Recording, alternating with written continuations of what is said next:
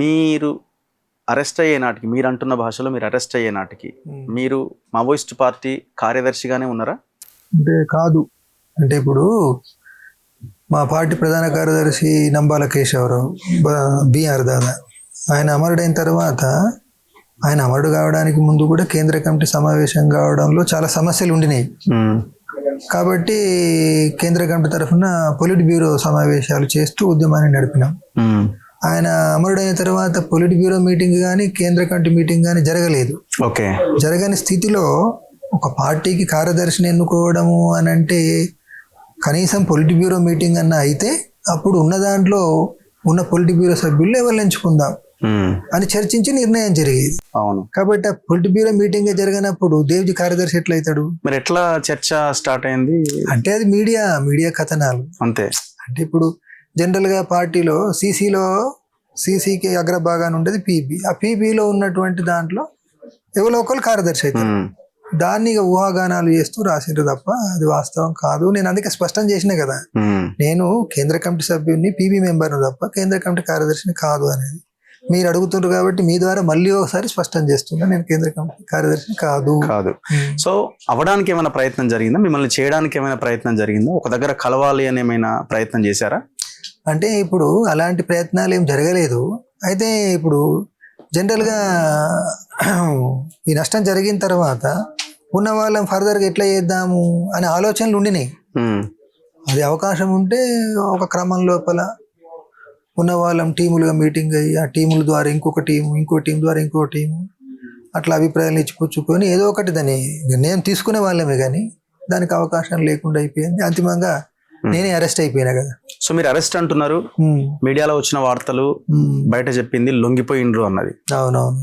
So arrest ఏనా మీది? అదే. అంటే ఇప్పుడు ఈ విషయం కొంత వివరంగా చెప్పదలుచుకున్నా. అంటే ఇప్పుడు నేను సరెండర్ కాలేదు. సరెండర్ అనేటువంటిది మీరు అనేక రకాలుగా చూసి ఉన్నారు. సోను సతీష్ లో సరెండర్ చూసి ఉన్నారు. నేను ఆ రకంగా సరెండర్ కాలేదనేది ఇప్పుడు అర్థమైంది ఉంటుంది మీకు. లేదు అనుకున్నట్టయితే కొంతమంది రాజకీయ నాయకులను లేక మంత్రులను అప్రోచ్ అయ్యి నేను సరెండర్ కాదలుచుకున్నాను వచ్చి సరెండర్ అవుతుంటారు. నేను అట్లా ఏ మంత్రిని రాజకీయ నాయకుని ఆశ్రయించి వచ్చి సరెండర్ కాలేదు. కొంతమంది పోలీస్ అధికారులను అప్రోచ్ అయ్యి నేను సరెండర్ కావాలనుకుంటారు, అట్లా వచ్చి సరెండర్ అవుతారు. కాబట్టి నేను ఏ రాజకీయ నాయకుడిని అప్రోచ్ కాలేదు, మంత్రిని పోలీస్ అధికారులను ఎవరి దగ్గరికి ఫోన్లు చేసి కానీ ఒక వ్యక్తిని పంపి కానీ నేనే ప్రత్యక్షంగా వాళ్ళని కలిసి కానీ సరెండర్ కాలేదు. మేము తీసుకున్నటువంటి ఒక నిర్ణయంలో ఒక ప్లాన్ లో భాగంగా వేరే ప్రాంతానికి వెళ్తుంటే ఇక్కడ హైదరాబాద్ లో అరెస్ట్ చేశారు. హైదరాబాద్ లో అరెస్ట్ చేశారు. ఎట్లా పాసిబుల్? మీరు హైదరాబాద్ కి, అడవి నుంచి హైదరాబాద్ కి రావడం అనేది ఎట్లా సాధ్యం అవుతుంది? అంటే ఈ రాష్ట్రంలో జనరల్ గా మాకున్న అంచనా ఏంటంటే ఈ తెలుగు రాష్ట్రాలలో సర్వైలెన్స్ ఎక్కువ, మనం ఇక్కడ ఉండకూడదు అని చెప్పినాం. కానీ ఇక మాకున్న ఛానల్స్ కున్న పరిమితి కావచ్చు, ఒక అనివార్యత కావచ్చు, వేరే ప్రాంతానికి తీసుకెళ్లాలంటే లేదు అక్కడ ఏర్పాటు కాలేదు, ఆ ఏర్పాటు అయ్యేంత వరకు ఇక్కడ ఉండండి ఏం కాదు అన్నారు. 14 నాడు ఏరుకున్న 18 నాడు నన్ను అరెస్ట్ చేశారు. మీరు ములుగు అడవుల్లో మిమ్మల్ని అవును కరెక్టే లిఫ్ట్ చేశారని అన్నారు.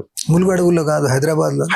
ములుగు అడవుల్లో నుంచి హైదరాబాద్ చేరుకొని వేరే ప్రాంతానికి పోవాల్సి ఉండింది, కానీ ఇక్కడనే అరెస్ట్ చేశారు. సో ములుగులో ఎన్ని రోజులు ఉన్నారు మీరు? అంటే నవంబర్, డిసెంబర్, జనవరి 3.5 నెలలు అనుకోవచ్చు.